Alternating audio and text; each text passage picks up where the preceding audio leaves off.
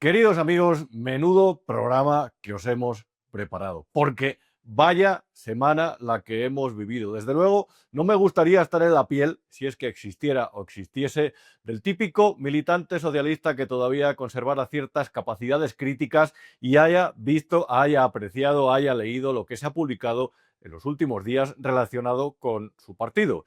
Desde el escándalo de Borja Cabezón, el amigo de Pedro Sánchez, hasta el del DAO, es decir, el antiguo director adjunto operativo de la policía, de presunta agresión sexual, hasta estas últimas revelaciones que han aparecido en el periódico El Español, que vinculan a un enchufe, un supuesto enchufe dentro del ministerio de la empresa Ineco, en este caso de Álvaro Lario, es decir, una persona de la confianza, un chaval, un amigo de José Bono, del socialista José Bono, Pepe Bono, el antiguo presidente de Castilla-La Mancha, el antiguo presidente del Congreso de los Diputados, antiguo ministro y sin duda una de las personas que mejor definen el espíritu de los socialistas desde que el partido volvió a presentarse a las primeras elecciones después de la dictadura.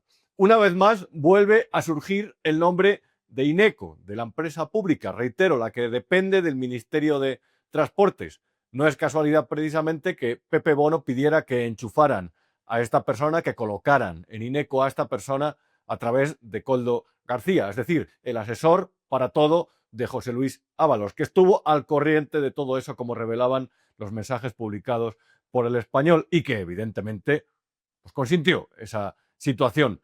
A Ineco, como a Traxa, dos empresas públicas que dependían de ese ministerio, fueron a parar otras personas que ya a estas alturas conocerás, como son las famosas sobrinas de José Luis Ábalos, Jessica y compañía. A Jessica también se le contrató en estas empresas. Y en realidad la gran humillación de todo esto es que esas empresas, esas sociedades públicas, se lubrican con dinero público. Si esto sucediera dentro de la actividad privada, allá cada cual, con lo suyo, allá cada cual en qué se gasta su dinero y lo que los accionistas le consienten. Pero el problema es que los contratos, ese tipo de contrataciones, se pagan con el dinero que sale del bolsillo de todos los contribuyentes, del que procede de tu esfuerzo y el que tú te privas de disfrutar para dárselo al Estado para que después haga estos favores y consienta estos dedazos y estos enchufes para amigos, amiguetes, lo que sea, lo que fuere. Esto es lo verdaderamente intolerable. Y esto, una vez más, vuelve a salpicar al PSOE dentro de una semana en la que también se ha pronunciado el nombre de Begoña Gómez, se ha pronunciado el nombre del propio presidente del gobierno y este, en la India, como un sultán, como un marajá en Nueva Delhi, negaba la importancia de todo lo que estaba sucediendo a su alrededor, mientras Fernando Grande Marlaska, después de que acusaran, después de que se querellaran contra el antiguo director adjunto operativo, el número 2 de la Policía Nacional, lo que dijo Grande Marlaska entonces es: si la víctima me lo pide, yo dimito. Esos son los políticos del Partido Socialista y esa es la altura, su altura de miras y su rigor ético, que es, parece ser, cero, en absoluto inexistente. En fin, amigos, os lo contaremos durante el programa, pero vaya, no quería dejar de hacer esta introducción después de analizar durante esta mañana de este viernes todos los mensajes o los últimos mensajes que afectan a Pepe Bono, sobre el que seguro que podremos hablar largo y tendido en sucesivos programas, porque creo que esta figura, por poderosa, por polémica y por la cola que puede traer, merece por lo menos un programa y mayor desarrollo. Quedaros con el programa, que os lo vamos a contar todo.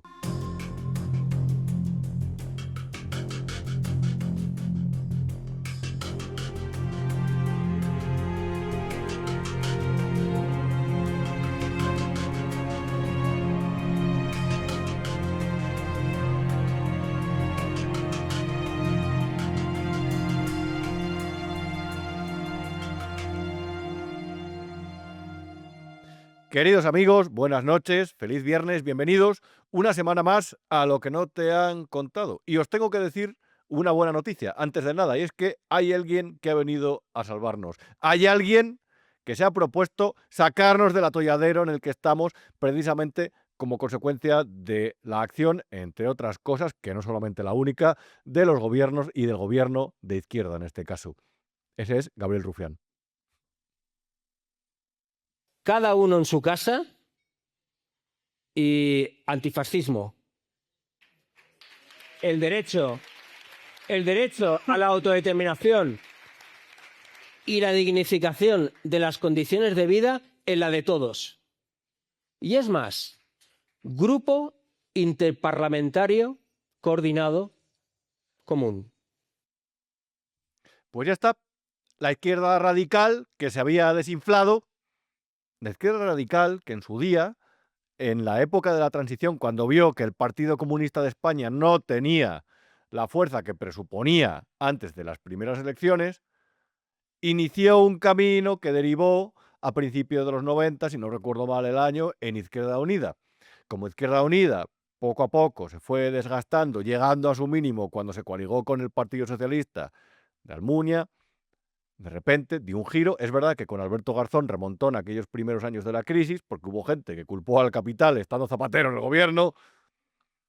Eso se transformó en Podemos, de la mano, por cierto, del surgimiento de ese populismo hispanoamericano que se tradujo, latinoamericano, mejor dicho, o iberoamericano, que luego me echéis la bronca, que se tradujo en el surgimiento del Foro de Sao Paulo, del Grupo de Puebla y de toda esa izquierda que influyó en la Internacional Socialista para corromperla y para que aquel comunismo, socialismo que había defendido históricamente, se transformara en un populismo que permeó en España a partir de Podemos y de todas esas siglas que surgieron durante aquellos años en los que el malestar de los ciudadanos encontró una especie de esperanza falsa, una esperanza mal enfocada en aquellas siglas, en aquel partido morado y en aquel movimiento que prometía justicia social, que prometía redistribuir la riqueza de arriba hasta abajo, que prometía que los ricos iban a pagar más en favor de los pobres y que en realidad lo que ha conseguido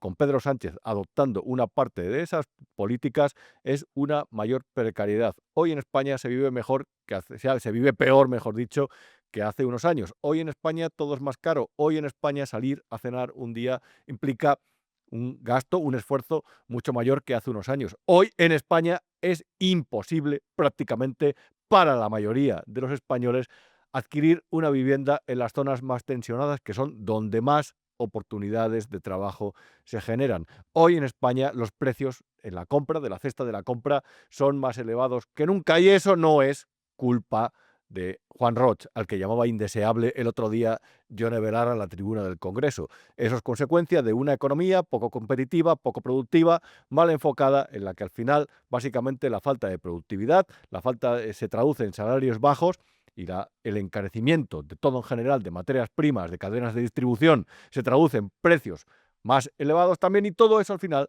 lo acaba pagando el ciudadano. ¿Con qué? Con una mayor precariedad. Vivimos en España un proceso que no se detiene, y ahí están los datos del IPC, en el que digamos que cada vez más personas se ven atraídas hacia un precipicio. Y ese precipicio es el que marca la distancia entre el vivir bien, cada vez cuando te vas acercando ves que ahorras menos cada mes, cuando te acercas poco a poco ves que eres incapaz de finalizar el mes ahorrando un poco. Cuando te acercas un poco más, ves que tienes que pagar lo básico a crédito, las reparaciones te suponen un roto gigantesco y cuando te acercas un poco más, a lo mejor es cuando te suben el alquiler de tu casa o a lo mejor es cuando te tienes que cambiar de vivienda en un mercado completamente roto, ahí ya caes por el desfiladero y a lo mejor te conviertes en uno de esos trabajadores, el 11%, según un informe publicado hace unos meses por Cáritas, de trabajadores a tiempo completo que se confiesan pobres, de trabajadores pobres, españoles que pasan necesidad, españoles que están en una situación de precariedad y de eso no tiene solamente la culpa el gobierno. Por supuesto, hay una serie de factores económicos, sociales, demográficos que afectan en eso. Ahora bien, el gobierno ha sido incapaz de solucionar esas cuestiones. Y esa izquierda de Podemos, que se fue poco a poco diluyendo como un azucarillo, como pasó con Izquierda Unida, y en este caso sí que tocó poder, en este caso llegó al gobierno, en este caso ha tenido vicepresidencias del gobierno, pero se vio incapaz de resolver los problemas de los españoles, de afrontar las cuestiones que de verdad preocupaban de forma prioritaria a los ciudadanos de este país. Se inventaron A partir de ahí, Sumar. Iván Redondo vendió como futura presidenta del gobierno a Yolanda Díaz. Sumar tampoco funcionó, era un invento disparatado, vacío, vacuo, estúpido, inflado por la prensa madrileña, inflado por el Partido Socialista porque le convenía, porque necesitaba tener una izquierda radical en la que apoyarse de cara a las próximas elecciones, que fueron las de 2023, y como Sumar se ha demostrado un invento absurdo, tan absurdo como su lideresa, que es Yolanda Díaz, y como aquellos ministros sin competencias, pero con mucha pompa. Ante eso, Gabriel Rufián, con Emilio Delgado, que es una persona de Más Madrid, bajo la batuta de Sara Santolaya en la Sala Galileo, han presentado una nueva iniciativa. ¿Y qué pretende esa iniciativa? Pues básicamente que todas las siglas que compone la izquierda nacional, caínita, enfrentada y como siempre, pensando más en nombres que en proyectos, porque la izquierda siempre tiene el mismo proyecto, pero siempre difieren cómo aplicarlo. Ante eso han dicho, vamos a coaligarnos, vamos a hacer una coalición, vamos a ver dónde nos tenemos que presentar cada uno para no quitarnos votos, para no quitarnos escaños, mejor dicho, y todo ha empezado por Gabriel Rufián, un diputado que en el año 2015, cuando estaba en Cataluña, dijo que solamente iban a estar 18 meses en el Parlamento español, porque en 2015 fue cuando aprobaron aquella ley de desconexión que se tradujo en el referéndum ilegal de 2027 y en la todavía más ilegal, una tropelía gigantesca, una de las mayores tropelías que ha vivido este país desde el año 78, que es la Declaración Unilateral de Independencia. Todo un golpe de Estado encubierto y que no funcionó como estaba previsto y como era previsible, y que derivó en Gabriel Rufián, 9 años después, todavía diputado en Madrid y lo que te rondaré Morena. Entonces, básicamente, lo que, como escuchabas en ese vídeo, lo que pretenden es hacer una plataforma de izquierdas, lo que no tengo ninguna duda que lo van a llamar algo así como Frente Amplio, porque ya se ha llamado en otros países, como en Uruguay, cuando las izquierdas se juntaron, y dentro de ese Frente Amplio van a defender el derecho a la autodeterminación, entiendo que también privilegios como el cupo catalán, porque ellos lo votaron en el Parlamento, y entonces van a hacer tragar con ruedas de molino al votante del interior de las dos Castillas o de Extremadura con los deseos soberanistas de otras partes de la coalición. Es absolutamente disparatado, pero el muñeco ya lo están inflando y lo están vendiendo. Y como además dentro del muñeco dirigido por Rufián y por Emilio Delgado, han visto que en realidad la política funciona con unas leyes muy parecidas a las del mercado y que si detectas la necesidad y la vendes a tu público, puedes ganar votos, han adoptado, por lo tanto, atendiendo a esa ley, a esa lógica, a esa dinámica, una especie de discurso rojipardo, diría yo, de ese que hasta hace poco, que lo defendía, le llamaban fascista. Han llegado a hablar de que hay gente que se siente insegura dentro de sus propios barrios. Algo, reitero, por lo que te decían hasta hace no mucho, que estabas manipulado por la ultraderecha mediática. Ahora ya admiten que ese problema en algunos lugares existe y que a lo mejor se debe a un fenómeno como los recién llegados o a lo mejor se debe a la precariedad que nos afecta a todos y que lo que hace es que a mayor degradación de las condiciones de vida, más inseguridad. Y muchas veces esa inseguridad no se detecta en los informes que miden los delitos, porque muchas veces esa inseguridad no deriva en delitos, pero sí en situaciones anómalas dentro de los barrios, en situaciones que no gustan a los habitantes, que preocupan, que hacen que tu hija, cuando llegue un día, antes lo hacía por la noche, pero ahora lo hace, cuando sale de la universidad, te llame por teléfono antes de llegar, porque siente que a lo mejor le han seguido, le han vigilado, o ve que hay gente extraña alrededor de su casa, aunque esa gente no le haga nada. Eso la gente lo detecta, y eso la izquierda no lo admitía. Y también cosas como, por ejemplo, la relación entre las personas que residían en España y el Islam, en vertientes radicales como la que usa el burka, hayan empezado a ver que hay una parte de sus votantes que cuando les niegan que eso supone un cambio de paisaje que nadie quiere en esos barrios, hayan empezado a ver que esa gente tenía razón. Entonces ya incluso hablan de defender la prohibición del burka, que por cierto, eso lo dijeron unas horas después de que en el Congreso rechazaron una moción defendida por el Partido Popular y por Vox para prohibir el burka en España. Unas horas después lo propusieron ellos. El velo y el hábito de una monja española, forma parte de cierta libertad religiosa. que yo respeto. Me puede gustar más, me puede gustar menos. Pero el burka es una animalada. Y esto nosotros creo que tenemos que defenderlo. Sin manías. Sin que nadie nos diga, no, no, entonces eres un racista. Hombre, bienvenido al mundo, Gabriel Rufián. Ahora se lo explicas a otra de las periodistas como Esther Palomera, que el otro día se mostró con una postura absurda, como dubitativa con respecto a la mutilación genital femenina, a la ablación de clítoris. Pero esta gente, ¿por qué lo hace? Es decir, ¿por qué piensa así? ¿Por qué no aplica la lógica? ¿De verdad se piensa que tienen cierta credibilidad cuando alguien dice que a lo mejor hay que llegar a comprender los motivos por los cuales sucede ese fenómeno que es una lacra? En culturas que completamente tratan a la mujer como un objeto, como algo realmente que es para el hombre. Hay que llegar a comprender la ablación de clítoris con cuchillas oxidadas en ritos que son prácticamente chamánicos a veces y que las hacen a veces a las chicas cuando se van de vacaciones a su país. ¿Eso hay que llegar a comprender? Hay que llegar a comprender el burka, que parte de una manipulación de lo que dice el Corán al respecto, aquello de diferenciarse de las prostitutas del zoco para que no las agredieran, a las mujeres que no lo eran.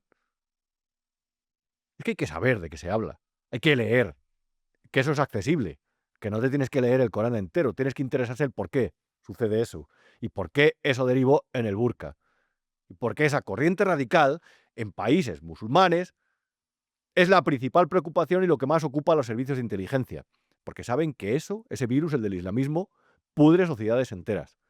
Pero han tenido que venir aquí, a Europa, para que esa izquierda, en parte comprada por Irán, comprada por los enemigos de este país, esa izquierda de repente muestre dudas sobre eso. Bueno, Isa Serra, la de Podemos, ha leído la cartilla el jueves a Gabriel Rufián por hablar del burka, porque dice que eso supone comprar el marco mental de la ultraderecha.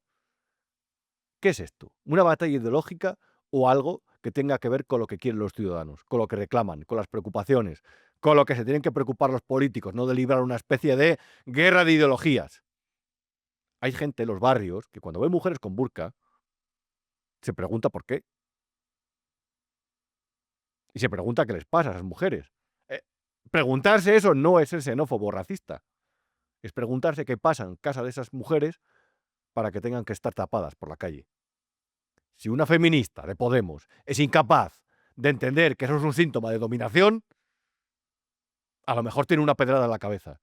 Y a lo mejor la culpa es nuestra por escucharle y por difundir esos mensajes.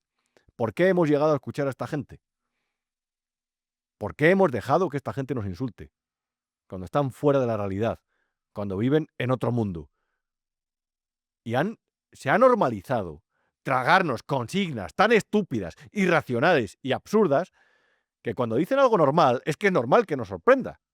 Como por ejemplo esa apelación a, oye, hay gente que se siente insegura en sus barrios. Nos cuesta mucho desde la izquierda a veces hablar de seguridad. Joder, cuando alguien vive en un barrio que es complicado, que su hijo no puede bajar a la plaza porque hay problemas, esa persona necesita que la izquierda diga algo ahí también. Y hay que retomar muchas banderas, porque si no nos dejamos a mucha gente por el camino. Repudio el fascismo, repudio cualquier ideología extremista, la repudio, porque creo que la política tiene que servir para resolver problemas y cualquier movimiento populista deriva en cuestiones totalitarias con una pequeña brisa. Repudio esa ideología. Y la repudio a la derecha y a la izquierda.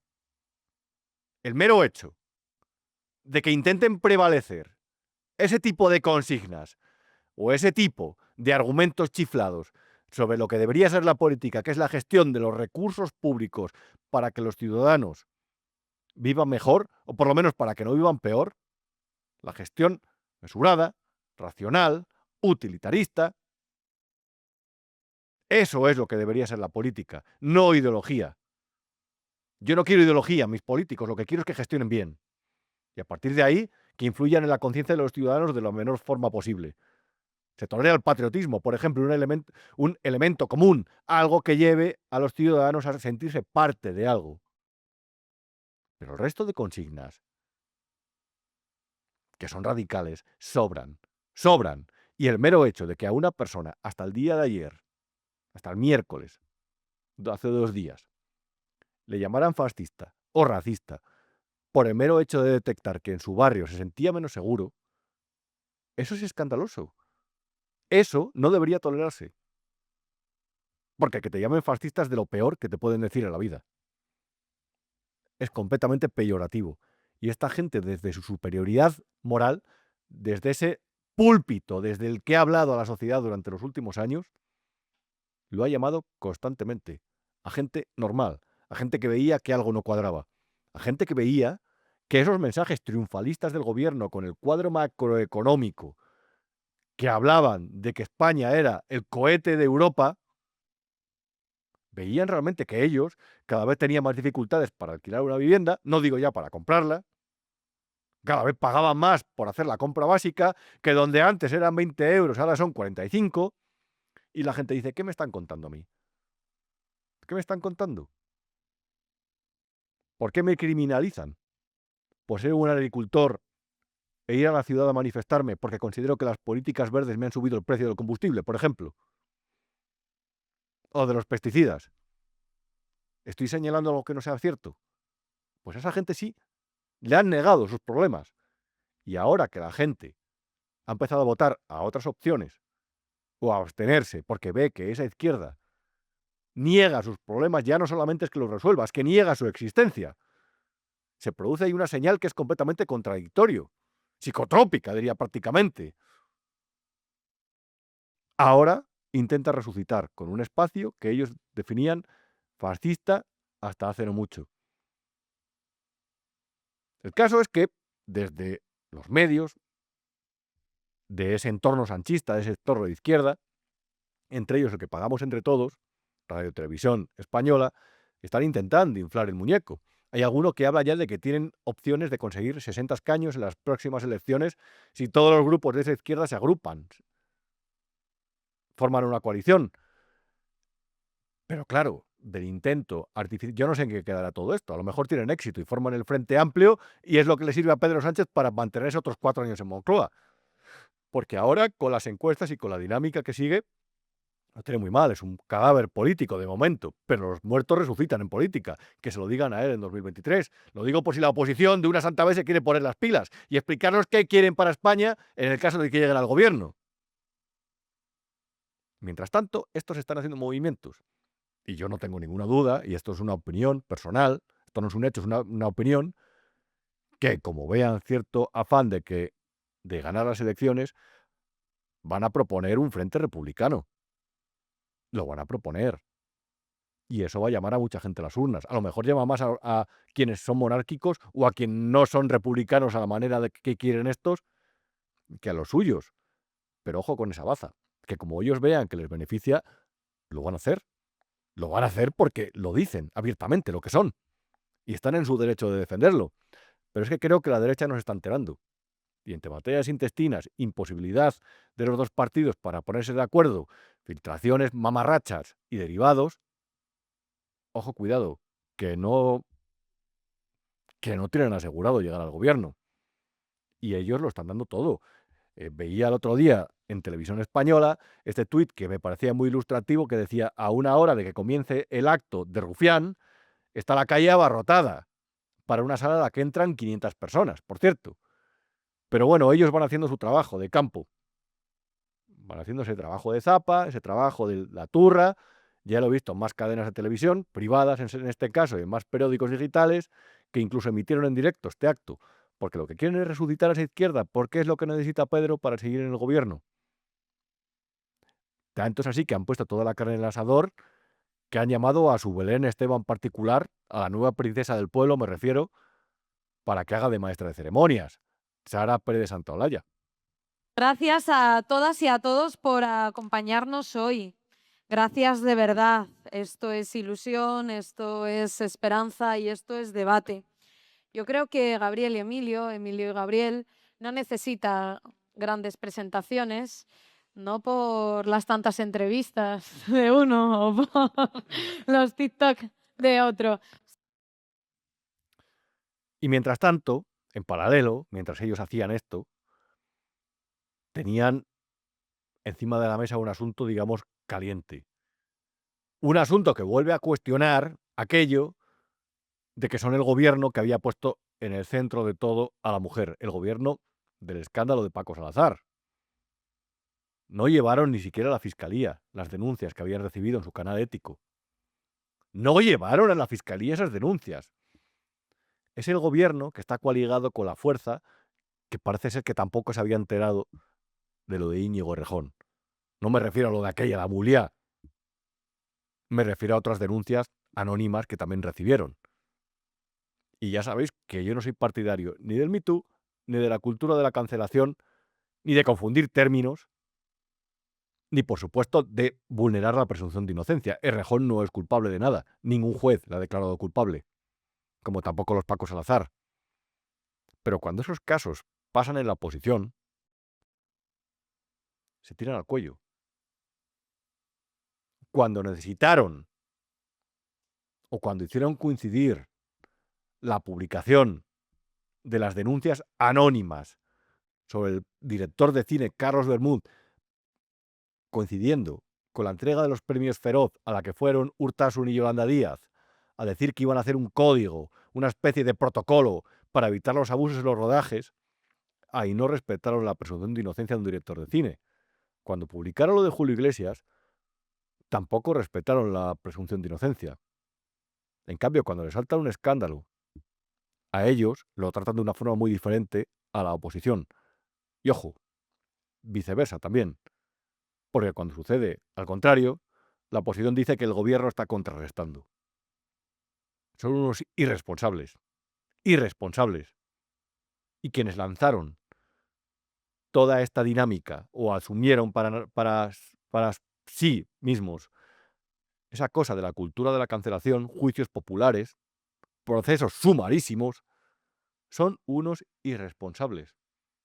Intentaron instituir tribunales populares que estaban por encima, según ellos, de la justicia ordinaria. No hacía falta ni siquiera denunciar. Condenados por denuncias anónimas de personas cuya identidad no ha trascendido. Eso es escandaloso. Ahora bien, no confundirse. No hay que confundirse. Que el Partido Socialista, el que decía que quería abolir la prostitución, ha asistido impávido digo, a cuestiones como lo de las sobrinas de aquel. Que el Partido Socialista era ajeno, nadie quería saber nada, nadie quería tener en consideración el mero hecho de denuncias en su canal ético que advertían de los comportamientos de Paco Salazar, al que mandaron al hipódromo. Y después le quisieron meter en la ejecutiva del PSOE federal. Y ahora se ha alcanzado su peor punto. Porque como ves en esta información, el otro día tuvo que dimitir el director adjunto operativo de la Policía Nacional después de que se admitiese a trámite una denuncia que había sobre él por una presunta agresión sexual. Pero es que el audio de la violación que registró la víctima habla de detalles que son escalofriantes. Escalofriantes. Y esto ha tenido un episodio que resulta especialmente repugnante. Todos estos hechos están por juzgar, reitero, la presunción de inocencia sobre este señor. A cada gobierno le pueden surgir casos así. Todo puede surgir. A las organizaciones hay elementos que son absolutamente repugnantes. Hay ovejas negras, hay descarriados y hay delincuentes en algunas organizaciones. Ahora bien, la respuesta política que se toma ante eso es lo que mide la capacidad de una organización o la voluntad para purgarlo o para protegerse. Y la actitud del ministro Marlaska y la del presidente del gobierno ha sido absolutamente escandalosa en este caso. El mero hecho de que el ministro Marlaska pusiera la responsabilidad de su dimisión sobre el tejado de la víctima es un escándalo. Es una de las peores cosas que ha hecho esta gente desde que ha llegado al gobierno. El que dijera, si ella me lo pide, yo dimito, es tan repugnante, es tan repugnante, es tan escandaloso, que solamente el mero hecho de pensarlo asusta. Vamos a llamar a Miguel Triviño, periodista del Independiente, que nos va a dar más detalles acerca de este lamentable caso. Querido Miguel Triviño, periodista del Independiente, ¿cómo estás? Don Rubén Arranz, pues estoy muy bien, echándote de menos por la Bueno, no me lo redacción. creo. Bueno, los típicos chascarrillos después de comer los he hecho en falta, pero bueno. Bueno, hombre.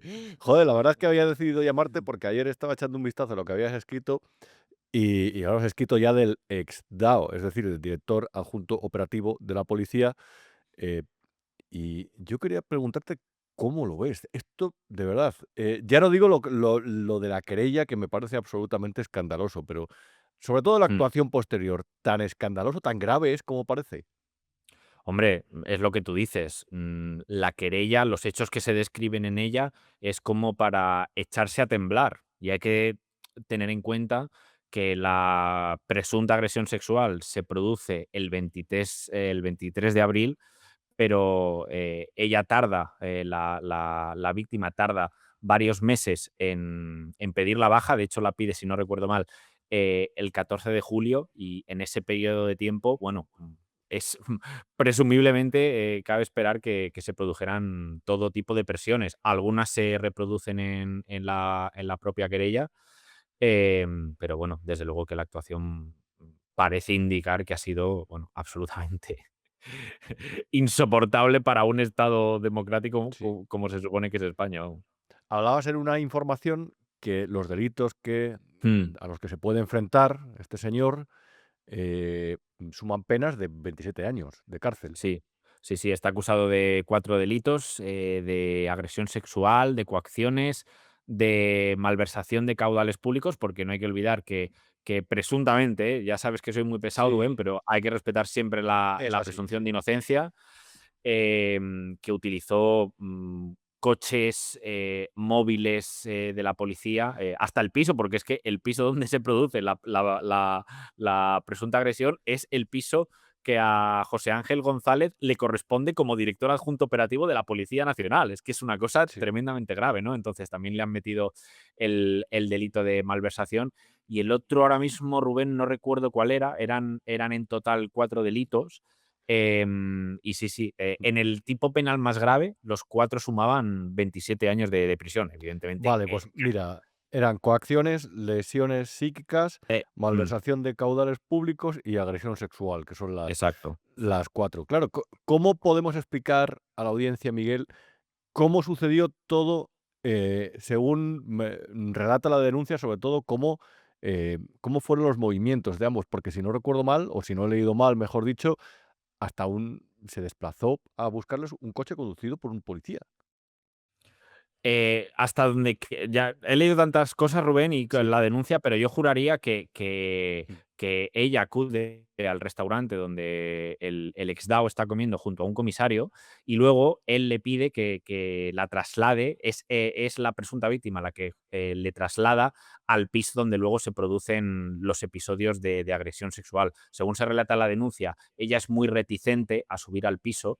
Está unos 20 minutos hablando con él en el coche. Finalmente accede a subir y ya es una vez en el piso donde se producen varios tipos de coacciones y finalmente de agresiones sexuales. Y en la denuncia también se dice que el comisario con el que estaba ya de copas, en la denuncia se indica que cuando llega la gente los dos estaban en la copa, es la expresión textual. Luego es este comisario en el que, según se relata en la noticia, le ofrece unos meses después un destino en el extranjero para intentar comprar su silencio. O sea que en la denuncia se apunta principalmente al que fuera DAO, pero se menciona también el papel de este comisario, al que han pedido su citación como testigo, que yo entiendo que el juez dará el visto bueno.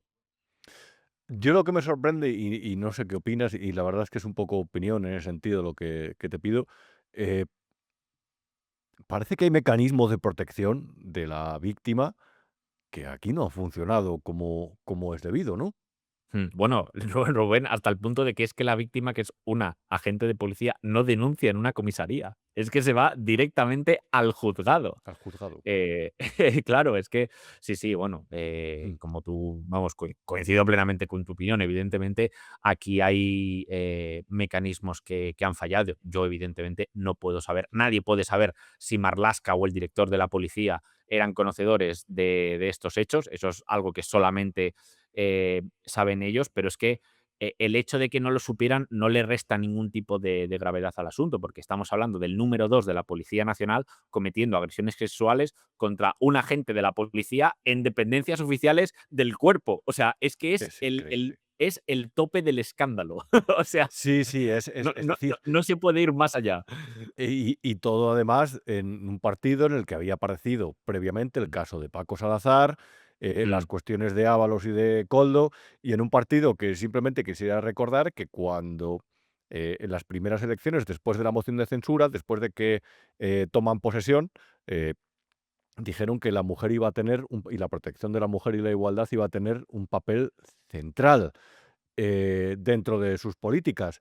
Eh, y hombre, yo creo que en todos los casos ha habido como ciertas, en todos estos casos que citaba, ciertos elementos que nos pueden hacer dudar de eso.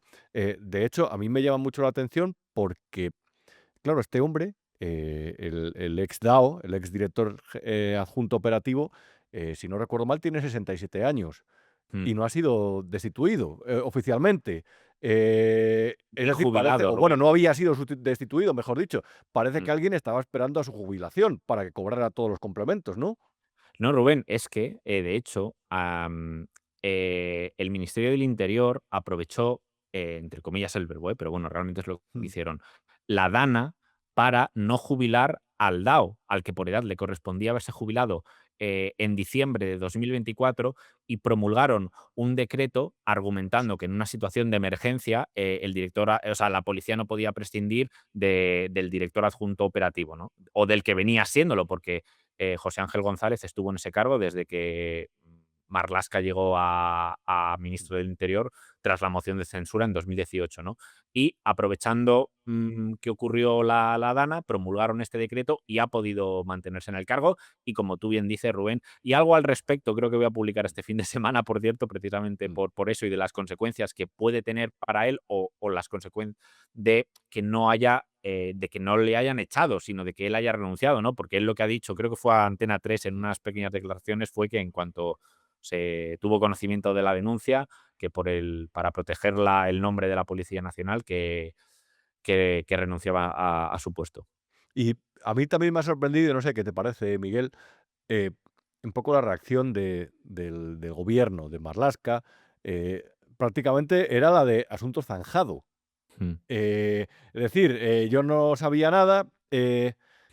mm, él ha dimitido, digamos que ya no está en el cargo, y luego sobre todo una cosa que me ha llamado mucho la atención, cuando dijo lo de si la víctima me lo pide, yo dimito. Bueno, sí, yo tuve que ponérmelo 2 veces porque no daba crédito, porque yo creo que quiero creer que ni él mismo era consciente de la situación de presión en la que estás poniendo a una presunta Ostras. víctima de unos delitos absolutamente gravísimos e insoportables e intolerables. Entonces, yo quiero pensar, Rubén, que Marlaska realmente no midió bien sus palabras, porque en efecto, cuando él dice: "Dimitiré si ella dice que no se ha sentido protegida por mí", que creo que textualmente fue esa la expresión, vaya, está poniendo en la víctima la responsabilidad de su acción. Y lo que comentabas antes de eso, Rubén, a ver, en este gobierno parece que no saber te saca de cualquier tipo de lío, ¿no? Porque es un poco lo que dijo Pedro Sánchez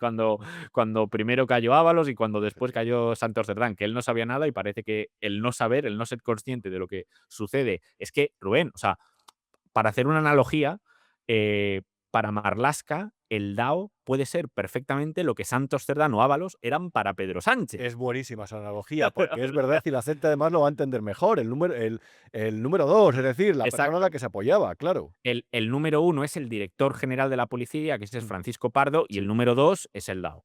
Claro. para que nos, Uno, para ya, que nos no me haga resisto a bien. preguntarte, Miguel, ya para terminar, se cumplía, yo creo que era el miércoles o el jueves, creo que era el miércoles, un mes del accidente de Adamuz y Mm, conocíamos un informe de la Guardia Civil, del que has escrito además, mm. con una serie de conclusiones. ¿Cuáles eran? ¿Cómo lo has visto? Bueno, es un informe, es el primer informe y realmente la Guardia Civil se limita a no descartar ningún tipo de hipótesis.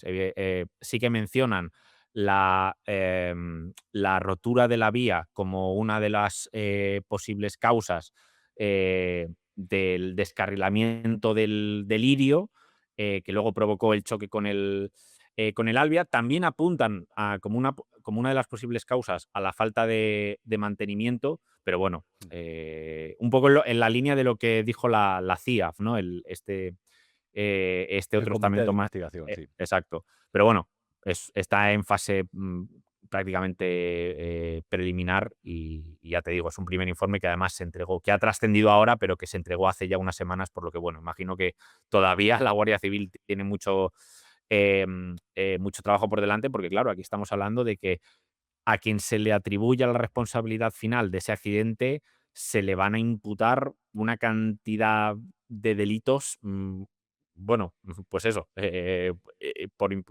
por homicidio imprudente probablemente, ¿no? Como ocurrió en el caso de, mm, exacto, de Galicia. Así que bueno, veremos a ver, pero ya te digo que es una fase muy, muy preliminar de la investigación. No, te lo quería preguntar sobre todo porque ya sabes que intentamos poner nuestro granito de arena para que la gente esté bien informada. Y como vi Mm. el jueves, cuando esto salió, que había ya algún intentona de hablar de sabotaje y de sembrar la duda, que yo creo que es desinformar, porque en realidad era una hipótesis que no se descarta, pero que ni mucho menos es la principal, ni No, mucho claro, claro. menos. No, Pero bueno, por eso que prefería preguntarte, que me lo contaras, no, o porque sea, creo que sí, así... es cierto que la Guardia Civil dice, en ese primer informe, creo que dice, que no se descarta una acción terrorista. Bueno, una cosa es que no se descarte, como yo no puedo descartar que ahora me caiga un rayo cuando salga a la calle. Claro. Pero claro. Claro, pero la hipótesis principal, Mm, que es la del CIAF, la del Comité de Investigación de Accidentes Ferroviarios, es la de desperfecto la vía, ni más ni menos. Y ya. hablaba, y eso es yo creo que lo que terminará la Guardia Civil por adoptar, o como más o menos, como has explicado, queda claro en el informe. En fin, Miguel Triviño, ¿cómo ves la temporada ciclista? Miguel Triviño es muy especialista en ciclismo y hablábamos todas las tardes, antes de que me fuera Mm. del periódico, de ciclismo. ¿Cómo lo ves? Pues estoy emocionado, Rubén. No sé, este año, eh, como estamos en confianza, yo disfruto si no gana el equipo de Pogačar, ¿no? El equipo de los Emiratos Árabes Unidos. Te voy a ser Correcto. muy honesto. Y parece que este año les está costando un poquito más conseguir victorias, aunque las están consiguiendo. Así que con eso me conformo, la verdad. ¿Vas a ir a Italia? A Italia y a Francia y espero que a Joder. España si este año no hay sabotajes, Rubén, que esperemos que no. Veremos. En fin, Miguel Triviño, un abrazo, muchas gracias. Un abrazo, Rubén. Adiós.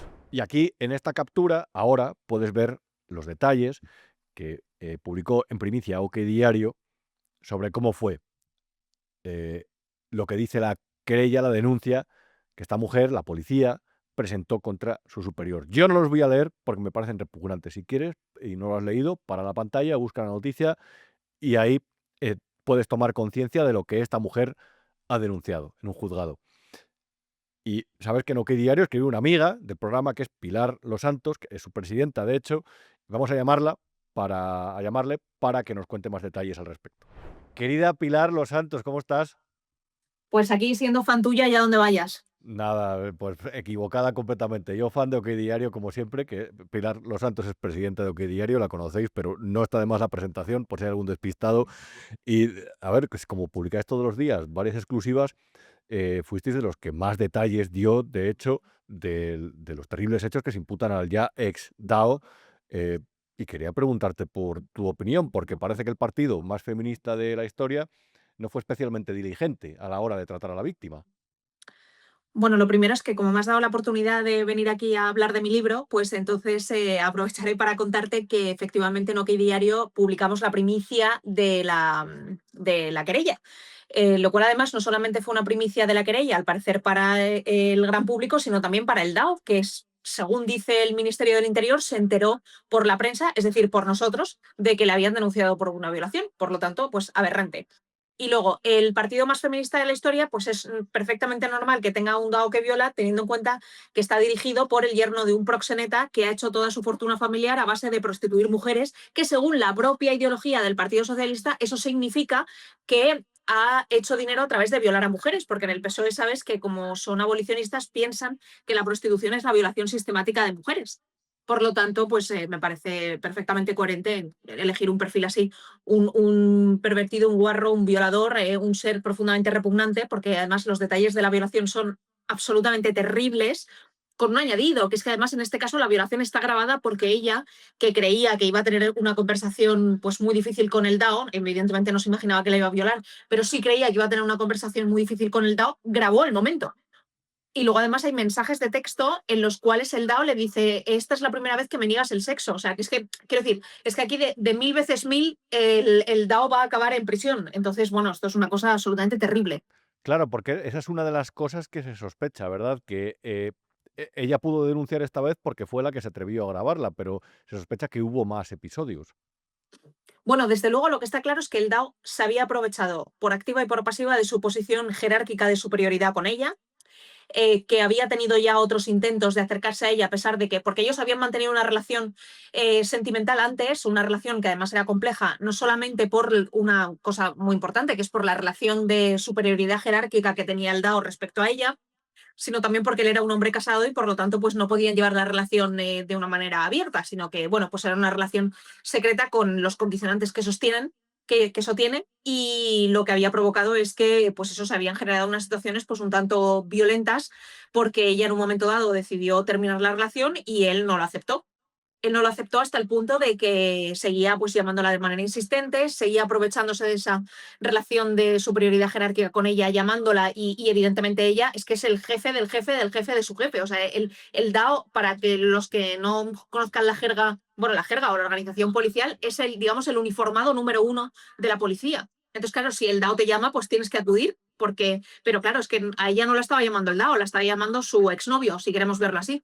Y este ser repugnante se aprovechó de esa cuestión para tenerla todo el rato y constantemente bajo su dominio hasta que llegó el fatal día en el que ocurrió esto y después la intentó chantajear y la siguió acosando, etcétera. O sea, es que es una historia absolutamente terrible, Rubén. O sea, es Claro, inabarcable. pero luego mm, lo que falló a partir de ahí, todo parece indicar es la protección de la víctima, ¿verdad? Porque dentro de su centro de trabajo, es decir, no hubo ningún mecanismo que fuera efectivo para intentar, no sé, que diera el paso a denunciar o por lo menos que no pagara las consecuencias dentro de su día a día. Claro, ahí nos tenemos que basar, yo creo que un poco en la lógica. O sea, cuando una persona como el DAO mantiene una relación con una subordinada, además con una subordinada que es que ni siquiera formaba parte de la comisaría, o sea, porque el DAO es el comisario principal, ¿no? O sea, es el comisario de los comisarios, por decirlo de alguna forma. Y dentro de la sede nacional de la policía, pues está la Comisaría General de Información, hay determinadas comisarías centrales que están en el mismo edificio y en el mismo sitio donde está el DAO. Pero en este caso ella trabajaba en la comisaría de Coslada, por lo tanto es que no trataba con ella ni directa ni indirectamente. Pero sin embargo, todo el mundo sí sabía que tenía una relación estrecha con él. Entonces, claro, en el momento en el que tú sabes y era relativamente conocido que ellos habían mantenido una relación Mm. y se conoce dentro del cuerpo que ella ha cogido una baja por estrés derivado de una agresión sexual, pues hombre, si sumas 2 más 2, lo lógico es que te den 4 y que por lo menos alguien se pregunte por qué esta persona que tenía una relación con el DAO de repente se ha cogido una baja por estrés laboral que le impide trabajar derivada de una agresión sexual. Y a eso te añado otra cuestión. La denuncia se pone en enero. A mí me resulta altamente curioso que nadie haya avisado ni al fiscal general del Estado, porque además en la propia querella se dice, o sea, no es una cuestión de, oye, es que le denuncian por nombre y el juzgado de turno no sabe que ese es el DAO y simplemente piensa que es un caso de agresión sexual, como los que desgraciadamente ocurren en el día a día en cualquier otro sitio de Madrid. Es que en la propia querella se dice que es el DAO. Entonces, claro, a mí me resulta un tanto increíble, estoy convencida que a ti también, que se presente una querella de estas características y que nadie avise, ya no te digo a Marlaska, pero desde luego sí a Bolaños, o que la fiscalía, cuando se hace cargo de esta situación, no ponga un poco la voz de alarma. O sea, que Marlaska no lo sepa es absolutamente increíble. Y sobre todo, a ver, yo no me lo creo que no lo supiera, esto es una opinión, la verdad. Y todos los hechos son presuntos, por supuesto, porque no, está en investigación, pero en el caso, este político yo no me lo creo, que Marlaska no lo supiera. Pero lo que más me ha llamado la atención es eso de si la víctima me lo pide, yo dimito. Bueno. Eso es acojonante. Me encanta que hayas utilizado tú el término porque es que es verdad, es que es acojonante, pero además porque es ponerle una presión sobre la víctima que es tremenda, porque esas declaraciones solo las puedes hacer si has hablado ya con ella, porque él tendrá la intuición de que la víctima le va a decir que no, porque si no, no se hubiera pegado ese triple. Pero claro, entonces le ponen en una situación terrible porque si la víctima ahora empieza a descubrir determinadas cosas que han sucedido durante el proceso, como por ejemplo, pues parece que está ocurriendo, claro, o sea, es la víctima la que tiene que tomar la decisión o la que tiene que cargar con el peso de acabar con un ministro del Reino de España.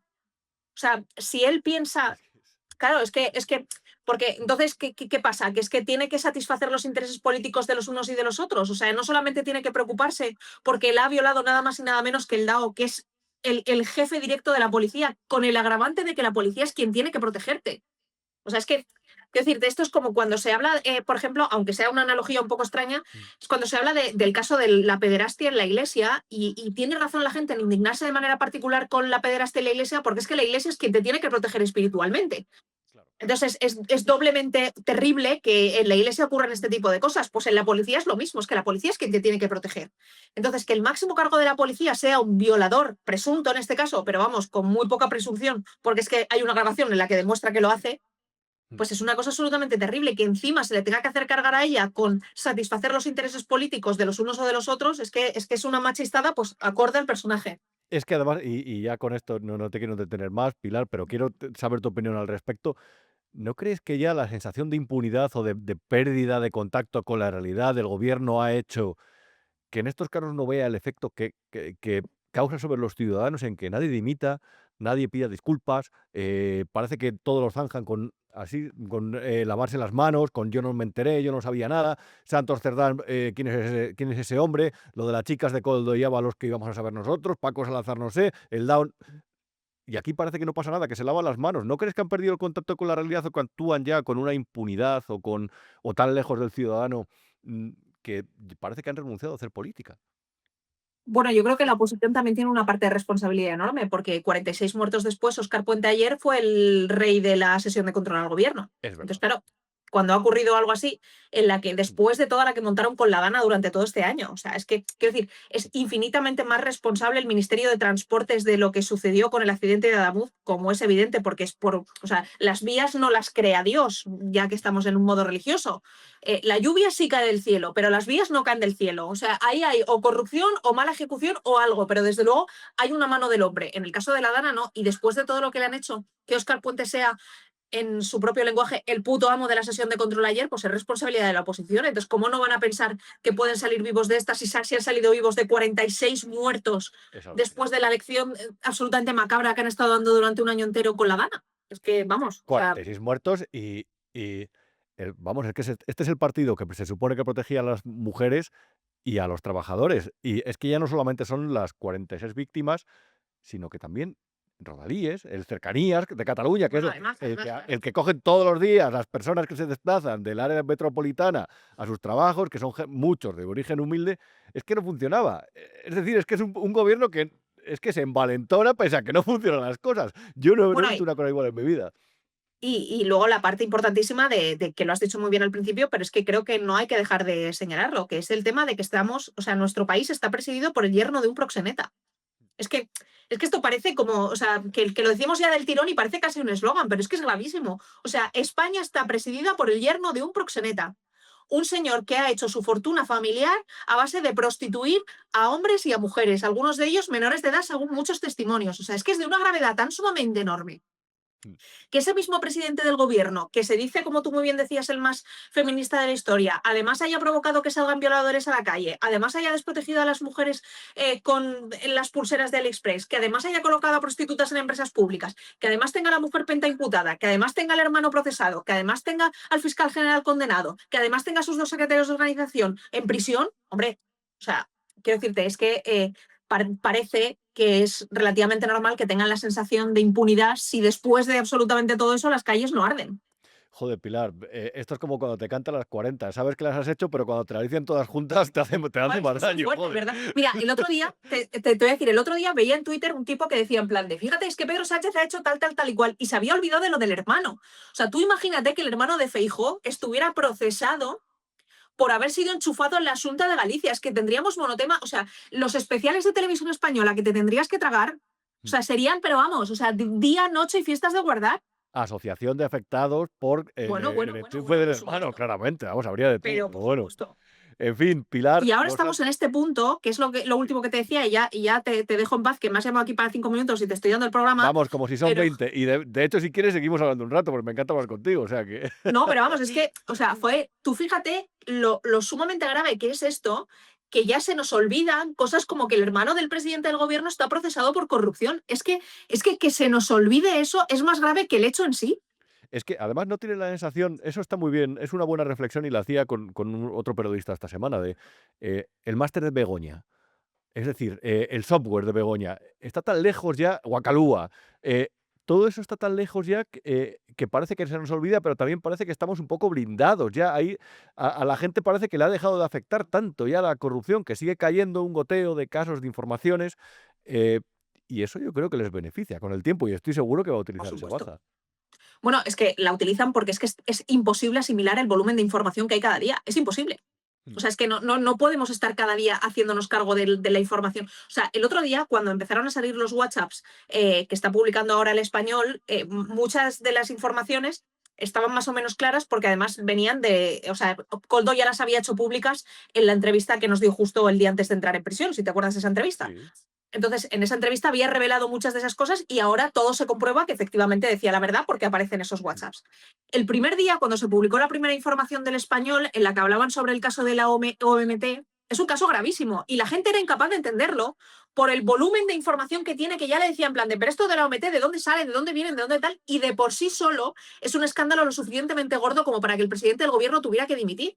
O sea, el presidente del gobierno le ha regalado de manera gratuita una sede a un organismo que ha invertido en la empresa de su mujer. Pero, y ahí hay más, Pilar, porque, por ejemplo, la OMT dio digamos, la licencia para vender o para contratar material sanitario en vuelos internacionales a un laboratorio que se llamaba Pronalab, que la UCO sospecha que eso se utilizaba para desviar dinero de la trama de aquí para allá, y ahí estaba uno de los socios era Víctor de Aldama, y otro de los socios era un tal Jorge Brizuela, que este tipo le estaba persiguiendo el FBI por nexos con el narcotráfico y con la mafia de Rumanía. O sea, es que de verdad te pones a hilar, y este también estuvo en Zamora, con Aldama en el Club Deportivo Zamora, que de repente se lo compraron. Joder, es que de verdad rebosa, todo rebosa. Y yo no sé si la gente de verdad será consciente de la gravedad de todo eso. Y lo del Palacio de Congreso es verdad. De hecho, están obras ahora que van a costar, siguen obras, cuestan 30 millones esas obras que salen de las arcas públicas. Y pues siempre nos quedaremos con la duda de que ha habido ahí de oscuro, pero algo oscuro desde luego que hay. Pero si es que aunque no hubiera habido, o sea, aunque no se demuestre penalmente, porque claro, aquí luego esta cosa horrible que hace el PP de derivar la responsabilidad de la oposición a los tribunales. Oiga, es que uno puede tener responsabilidad, no puede no tener responsabilidad penal y tener una clarísima responsabilidad política. Entonces, el juez Peinado no es quien tiene que hacer oposición en este país. El juez Peinado tendrá que ver si los hechos son constitutivos de delito, que son una cosa completamente distinta que si tiene responsabilidad política. Entonces, es aberrante desde el punto de vista político, moral, social y todo, es que la mujer del presidente del gobierno reciba financiación de una empresa que a su vez recibe prebendas del gobierno.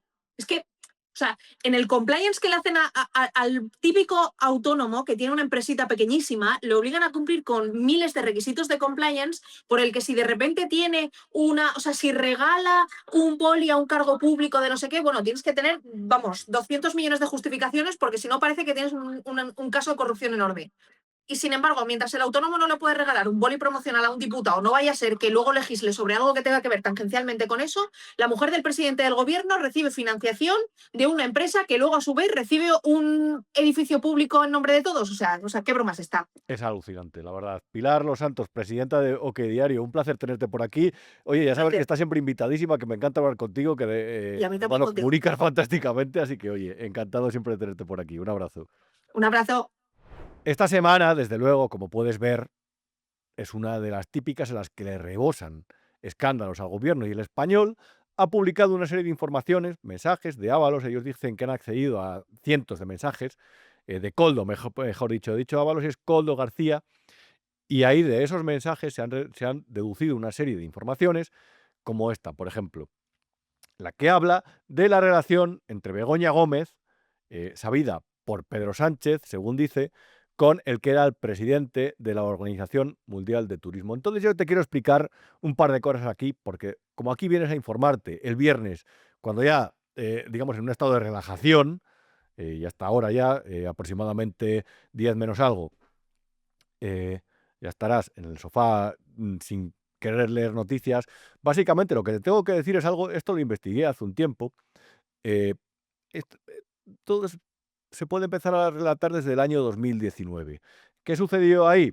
Que se crea Guacalúa, que fue esa empresa, lo llamaban Hub, ahora se llama todo Hub, lo moderno, una especie de agrupación, empresa, que era de Air Europa, en colaboración con la Organización Mundial de Turismo, que sabes que es una agencia de las Naciones Unidas cuya sede está en Madrid. Ellos crean esta especie de agencia de investigación en turismo sostenible y para todos. Y lo hacen, además, lo presentan en un espacio que tiene Barrabés, en Madrid, y Barrabés ya sabes que es el amigo al que Begoña Gómez firmó 2 cartas de recomendación para acceder a licitaciones de Red.es, que es pública, que eso también lo está investigando el juez Peinado. Bueno, pues Guacalúa se presentó en ese espacio de Barrabés. En paralelo, el presidente del gobierno anunció en la víspera de la inauguración de IFEMA, de FITUR, la Feria Internacional de Turismo, anunció ahí un traslado que iba a poner a disposición de la OMT, de esta Organización Mundial de Turismo, una parte del Palacio de Congresos de Madrid, que posteriormente derivó en el anuncio de una reforma que ha costado aproximadamente, con sobrecostes, unos 30 millones de euros. Y estos mensajes lo que ilustran es sobre la relación entre las partes. Un detalle, Guacalúa firmó un contrato, un patrocinio con el Instituto de Empresa cuando Begoña Gómez encabezaba aquello que llamaron el Africa Center, de una especie de centro de estudios sobre África, el África. Guacalúa, reitero, los Hidalgo, en Europa, firmaron un contrato de patrocinio con el centro de estudios que dirigía Begoña Gómez. Y todavía hay un detalle más allá.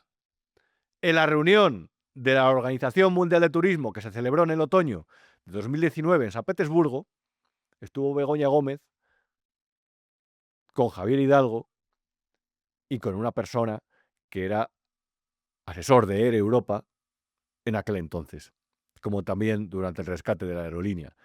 Esa persona es Víctor de Aldama. Lo digo por si todo esto te sirve para contextualizar mejor estos mensajes que publicaron los compañeros del Español. Y luego en el Confidencial publicábamos una información, a principio de la semana lo hacía mi compañero José María Olmo, que para mí es el mejor periodista de investigación de España, una información que decía: el amigo de Pedro Sánchez, Borja Cabezón, usó empresas falsas y testaferros costarricenses para eludir impuestos. Y lo hizo a través de una serie de sociedades pantalla cuyo origen o por qué se formaron no nos han explicado. Esta gente es la que habla de que Hacienda somos todos, de que hay que pagar impuestos, y la que criminalizó paraísos fiscales, fortunas en el exterior. Ha llegado a criminalizar hasta los beneficios de las empresas que considera que están caídos del cielo. Y esta gente, cuando le estalla un caso así, no reacciona simplemente arrojando dudas sobre la actuación o diciendo que estas personas tendrán que dar explicaciones. En este caso, Borja Cabezón. Lo que dicen es que no hay nada. Cuando les afecta a ellos, no hay nada. Cuando les afecta a los demás, se lo recuerdan durante años. No les perdonan. Lo de los trajes de Camps mereció más de 100 portadas del diario El País. 100 referencias en portadas. Cuando les ocurre a ellos, callan. O dicen, como Pedro Sánchez, que no hay nada. A Borja Cabezón, yo creo que el partido ha respondido a esta cuestión de una manera o de otra. Y, por supuesto, estamos hablando de algo en lo que realmente, de verdad, es que no hay caso. Yo entiendo que aquí ya hay barra libre, se pueden decir cualquier cosa, pisotear la reputación de cualquier persona, pero aquí no hay caso. Y por tanto, el respaldo lo tiene Borja Cabezón. En fin, prometen que Hacienda somos todos hasta que les toca un escándalo a ellos y salen por peteneras. Prometen eso, como prometen también construir decenas de miles de viviendas, que lo hace la propia ministra de Hacienda. El compromiso del Partido Socialista, el compromiso mío como presidenta de la Junta de Andalucía, es que construyamos en los próximos años del entorno de 100.000 viviendas para nuestra comunidad autónoma. Luego esas viviendas ni están, ni por supuesto se les espera o no se les tiene que esperar. Pero tampoco se puede esperar que esta gente se aplique lo de Hacienda somos todos. O que todos jugamos limpio, con tantos y tantos, como exponía Pilar, casos de corrupción que les afectan.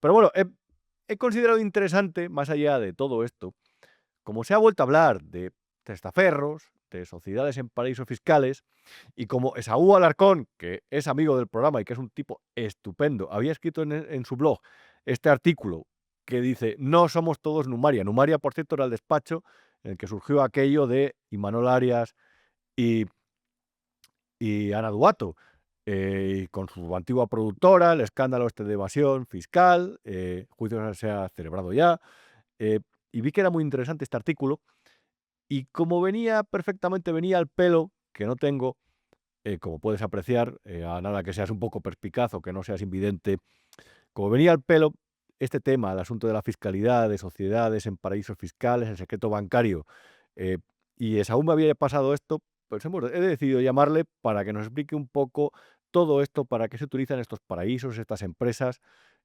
porque la verdad, mi idea siempre los viernes es que vayamos un poco más allá de la actualidad y que abramos un poco el campo, que nos elevemos por encima de los árboles para poder ver mejor el bosque. Vamos a llamar a Esaú.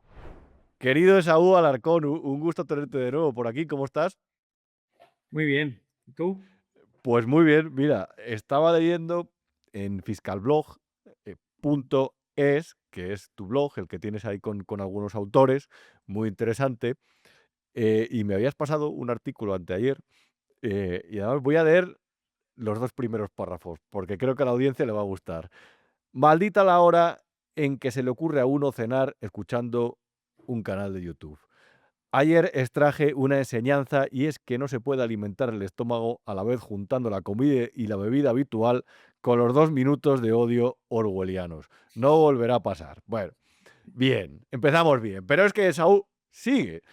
El caso es que en mitad de una divertida tertulia política escuché a la ya de por sí irritante voz de la ministra de Hacienda soltando una de sus perlas habituales para distraer al público acerca de un tipo de apellido poco lustroso, al parecer amigo del expresidente del gobierno, y que fue uno de tantos clientes que en su día tuvo un exinspector de Hacienda dedicado ulteriormente al choriceo fiscal. Entonces, de repente, Esaú Alarcón se enfadó, empezó a escribir e hizo una exposición que es tan brillante que he pensado que os iba a gustar. Y todo viene a raíz de la exclusiva que publicó el otro día el Confidencial, el pasado lunes, relacionada con Borja Cabezón. Y como Saúl sabe tanto de fiscalidad, y además le había pedido si podías explicar cómo funciona todo esto del secreto bancario, sociedades que se ocultan, interpuestas, un testaferro por aquí, pues la verdad es que se me había ocurrido llamarte. Sí. Bueno, al final el escrito no deja de ser un alegato a la dignidad profesional, porque ya sé que tengo algún compañero, incluso mi mujer, que me han dicho, bueno, es que no puedes esperar otra cosa de una ministra que, bueno, que en realidad conocimientos no tiene y al final no deja de ser política. Pero la realidad es que el caso Numaria, si no defendemos nuestra profesión, ha sembrado el manto de sospecha frente a una profesión que te puedo asegurar que, a pesar de que el nombre está un poco maldito, yo me gustaría que se llamara, que si algún día nos regulan la profesión, sea la de colaborador fiscal, porque es la realidad de lo que hacemos.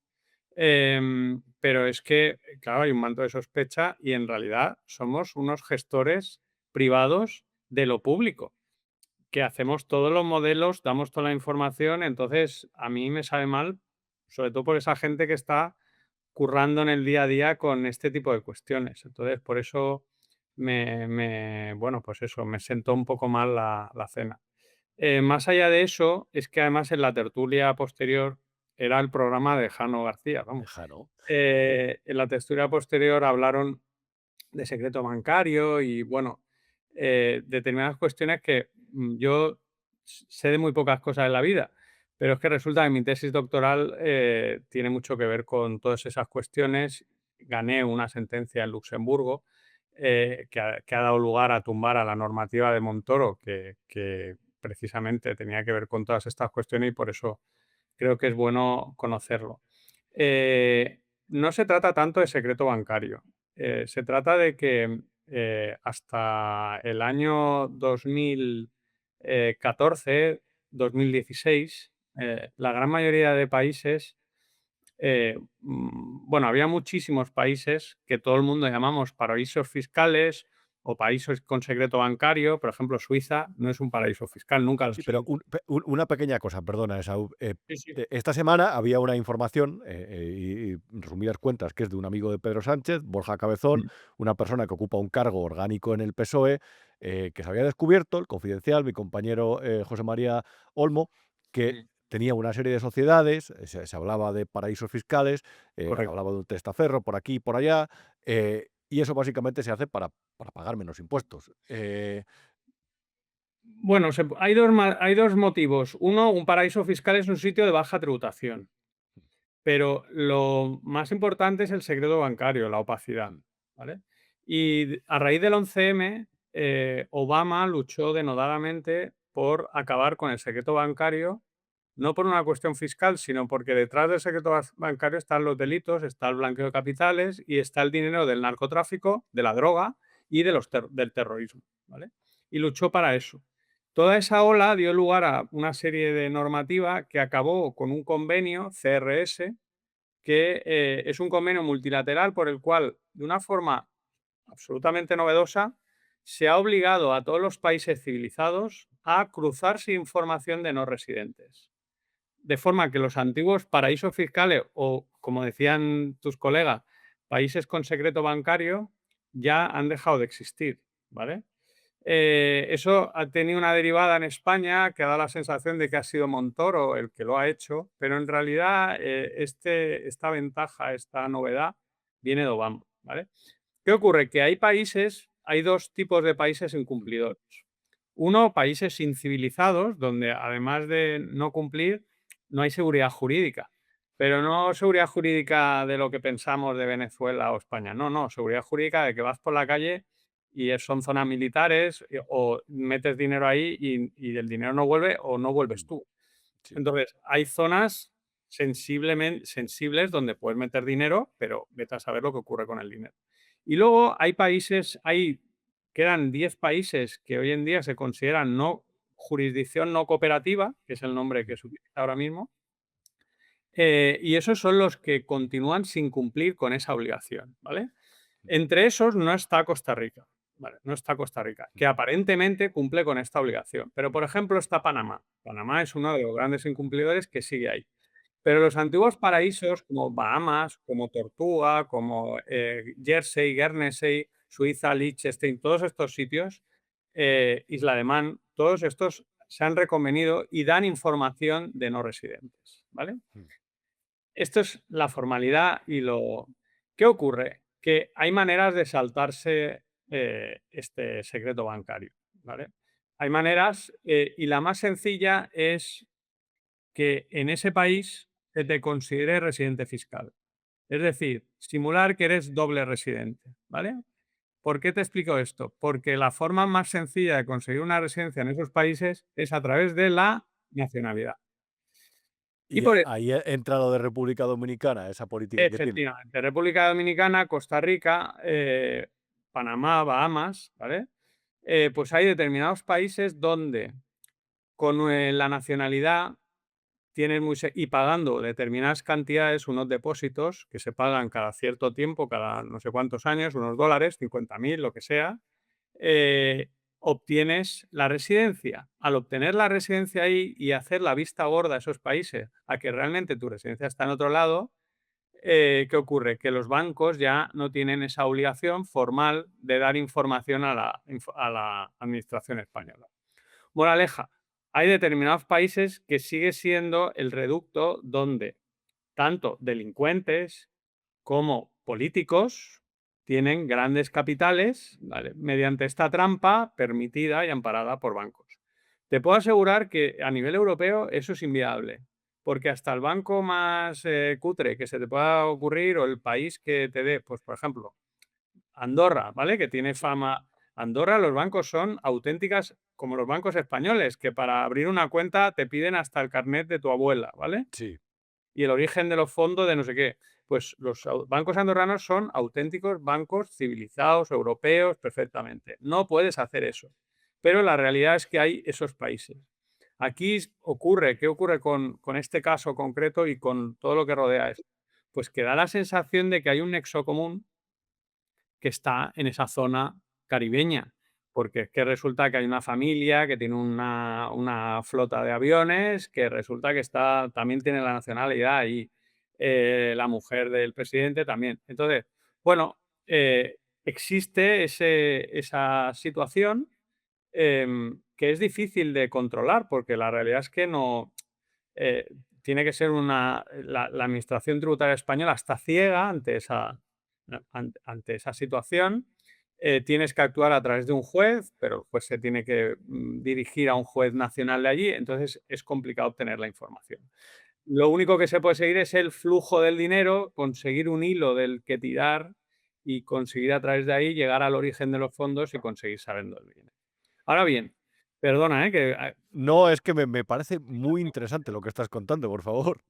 lo que me sorprende mucho de este caso concreto es que parece ser que es un señor que resulta que toda su vida ha trabajado en política. Entonces, si has trabajado en política, a mí lo que me sorprende muchísimo, y te digo que en otra cosa no tengo experiencia, pero en esta sí, es cuál es el origen de esos fondos. Porque si has trabajado en política, ¿de dónde vienen esos fondos? ¿Cómo puede ser que vayas a un despacho, como ese despacho, con tan mala fama que en realidad se dedicaba a crear estructuras opacas para clientes chorizos, ¿vale? Mm. Y que ellos mismos eran chorizos. Vaya, por cierto, también para recordar a la gente, es el del famoso caso de Cuéntame, Sí, Imanol el Arias y Ana caso Poato. del condenado hoy en día, Fernando Peña, que era un inspector de Hacienda muy afamado, que creó una asociación de profesionales cuando salió de allí, y que yo, también podéis leer una experiencia que tuve con un ex cliente allí. Entonces, lo que me sorprende es eso, ya es llamativo. Yo, de verdad, cuando ocurrió esto con Montoro, etcétera, tuvimos que regularizar a mucha gente que tenía dinero fuera sin declarar en el despacho, en diversos bancos. Te puedo hablar de que igual le hemos ayudado a salvarse de la quema de Montoro a 1000 familias. Es que a mí no me ha parecido nunca un político, porque los políticos no deberían tener dinero que no fuera ahorros de la política, ¿no? Entonces, cuando viene de fondo, ese entramado no debería aparecer en un despacho como ese. Bastante sorprendente. Sí, pero hay un punto, Esaú, que a mí es el que me genera más conflicto interior, por decirlo de alguna forma, y me enfada bastante. Claro, con ese tipo de paraísos fiscales o con ese tipo de técnicas, eh, pongamos que un tercer país quiere influir en otro, cosa que sucede cada día, cada minuto, diría. Es muy sencillo que lo haga a partir de cuentas que crean esos países para sobornar a políticos locales para que tomen determinadas decisiones que muchas veces no tienen por qué ser beneficiosas para su propio país. Sí, claro. El problema es que los check and balance que hablamos, ¿no? Los contrapesos en esos países no existen. Claro. Y aquí, pues sí que es verdad que aquí hemos llegado al paroxismo de lo contrario, ¿no? Consideramos que los bancos son el enemigo, porque es verdad, vas allí y quieres pedir algo, quieres abrir una cuenta y es un drama, es una auténtica auditoría. Allí yo creo que el problema es que ocurre exactamente lo contrario, que es que hay tal vinculación entre la política y estos organismos, estas grandes empresas, que al final no hay manera de... Y entonces están muy imbricadas, ¿no? No sé, también en otro programa hoy, pues lo que ocurre en China, que en China el gobierno chino se mete lo que le da la gana, ¿no? Y si quiere pedir información de cualquier cosa, cualquier empresa se la va a dar. Entonces, bueno, ese es el gran problema. Mm. Y luego hay una figura, y ya para terminar, Esaú, no te quiero quitar más tiempo, que es la del testaferro. Mm. Pues estos son muchas veces ciudadanos de allí, gente normal, de a pie, ¿verdad? Que se buscan para que figuren como titular de algo. Bueno, o personas de aquí. O sea, puede ser el caso, bueno, el amigo de Zapatero es otro tipo de testaferro. Es un señor que ha utilizado una sociedad vacía de contenido para facturar un dinero que presuntamente no era para él. Él se ha quedado se va a quedar con una comisión, pero era un dinero que, por lo que parece, era una corriente simplemente, una cáscara vacía para ir a parar al señor Zapatero. En estos países también hay, bueno, hay otro problema, es que las sociedades allí no son sociedades que estén en un registro mercantil. Claro. Son sociedades que en realidad son privadas, que no rinden cuentas, que puedas ir tú, Rubén Arranza, al registro, como vas y miras las cuentas anuales. Entonces, claro, entre la opacidad, personas no conocidas y eso, el uso de testaferros, pues es muy complicado, ¿eh? En la época, pues ya sabemos que en Andorra los testaferros tenían un nombre incluso en catalán, ¿no? El prestanoms. Entonces, claro, ahí se utiliza la figura del testaferro. Sí, sí, se seguirá utilizando. Pero Y ya te digo, después esto es incivilizado. Los países que normalmente tenemos en la cabeza como paraísos fiscales desaparecen, ya no admiten testaferros. ¿Dónde siguen? En esos países paradisíacos, donde curiosamente vemos que están saliendo noticias. claro. Ya por último, Esaú, Hay que tirar del hilo, pero sí, yo creo que los periodistas lo tenéis complicado. sí, La inspección de Hacienda lo tiene difícil y la inspección de Hacienda, si encuentra algo, lo que tiene que hacer es pasar el tanto de culpa a la jurisdicción penal y que sea un juez el que lo solicite. Si no, claro. complicado. Ya por último, Esaú, ¿cómo se conjuga el mero hecho de los mensajes que evidentemente tiene que dar una ministra de Hacienda somos todos, hay que contribuir, hay que cumplir con tus obligaciones, con declaraciones como la que hizo el otro día el presidente del gobierno, que después de leer la información del Confidencial, dijo, aquí no hay nada? ¿Cómo se conjuga? ¿A qué te refieres? Que parecen mensajes contradictorios, ¿no? Mm. O hay algo que chirría ahí, es decir, un criterio diferente para mí y para el resto de los ciudadanos. Bueno, No te quiero meter en un berenjenal, la verdad. no, no, pero yo creo que al final cada uno adopta, esto es el poli bueno y el poli malo. Ella adopta el papel de que es una cosa de hace muchos años, no hay nada que mirar, ya como está prescrito y además son empresas perfectamente lícitas y el poli bueno en este caso es el presidente. No, no veo discrepancia. En el fondo están mareando la perdiz para su público, creo yo, ¿eh? No tengo mucha idea. Tiene toda la pinta. En fin, Esaú Alarcón, te leemos en fiscalblog.es, que además, de verdad, te agradezco. Me meto de vez en cuando, pero te agradezco que me mandes los textos y además es que, como lo explicas también, siempre hay un hilo del que tirar para que te vengas por aquí. Así que muchas gracias, de verdad. Nada, agradecido yo. Nos vemos en otro programa. Un abrazo. Hasta luego, Rubén. Chao. Y en el canal de Telegram, cuya dirección verás aquí, por si todavía no estás en él, cosa que te recomiendo, tanto unirte al canal como enviarme la solicitud para que te dé acceso al chat.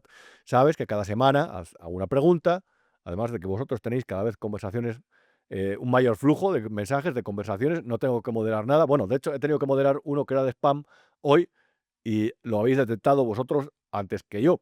El resto, todo va fluido, no hay insultos, no hay faltas de respeto, os lleváis bien, aportáis, creo que os estáis conociendo incluso mejor entre todos, que ya os identificáis, yo os identifico ya y os agradezco y sabéis además que una vez a la semana os hago una pregunta pues, para ver, para palpar un poco cuál es vuestra opinión, que en realidad es la de la calle, la de los ciudadanos normales, los que no están, mejor dicho, en esa burbuja de influencia político-periodística, empresarial, que tantas veces es nociva y que tanto nos aparta de la realidad. Y esta semana os preguntaba por el DAO, por el antiguo director adjunto de la policía, y os hablaba de qué opináis de la respuesta del gobierno con respecto a este asunto. Y respondís así. Buenas tardes a todos. Bueno, Rubén, yo es que estoy indignadísima con este tema. Lo primero, cualquier otro señor, con la mitad de indicios que hay de este tipo, hubiera pasado la noche en el calabozo y este señor anda moviéndose por ahí con el coche oficial y con escolta. Eso lo primero. Me parece que la justicia no es igual para todos. Y lo segundo, el gobierno, ¿qué es lo que nos preguntas? Pues el gobierno, nada, como es de los suyos, encantado de la vida. Ya me gustaría a mí que fuera otro. Vamos, estaría ardiendo Troya con este tema. Muchas gracias por tu mensaje, Mar. MA decía, hola Rubén, dimitir es un verbo ruso que nadie sabe conjugar en la política en general y en la PSOE en particular. No pensemos en hechos que en España están cercanos a ciencia ficción. Paciencia. María José Marín decía, si es que hace tiempo que tenía que haber dimitido o cesado a unos cuantos. ¿Cuál de todos ellos va a ser el primer pardillo? Que no, hombre, no. Que aquí se tienen unos a otros cogidos mutuamente por la parte que sea y que aquí no dimite nadie, pase lo que pase. María V decía, en la respuesta del gobierno de España, el actual siempre es contundente, sea lo que sea, eso dicen. En el caso del director de la policía denunciado por agresión sexual y algún delito más, no me ha quedado claro cuál ha sido esa respuesta contundente del gobierno, salvo que le hayan dicho al DAO, date por jodido. Y fin del caso. Wally decía, hola, lo que necesito es que se acabe este despropósito en el gobierno. Estoy convencido, por otra parte, que la affair del DAO ha salido ahora para tapar las corrupciones de Guacapúa. La púa es la que nos meten a todos los contribuyentes administrando el dinero público como monos locos. Paco López decía, no olvidemos que para toda la izquierda la policía está formada por fuerzas represivas, por tanto lo ven como algo inevitable por lo malos que son y el pobre gobierno, que es una víctima, hagan lo que hagan. Chema decía, no voy a opinar y lo voy a hacer por una simple razón, la policía no se merece esto. Jorge decía, este es un gobierno embrague con los casos de agresión sexual. Cuando aprendí a conducir, y por esto lo explica, el profesor de la autoescuela me explicó que el embrague hay que manejarlo así, cachete y caricia, firme para pisarlo y suavidad para soltarlo. Pues este gobierno igual, cachete cuando son los otros y caricia cuando les salpica. Creo que se ha sacado este escándalo del DAO para tapar que se hable del escándalo mayor, como son los mensajes filtrados de la trama de Begoña Gómez, de Plus Ultra, de Sánchez, eso que salió hace 2 días. Y Viti decía, escribió un mensaje largo que era muy interesante. Cuando yo era preadolescente, estábamos mis primos y yo jugando en casa.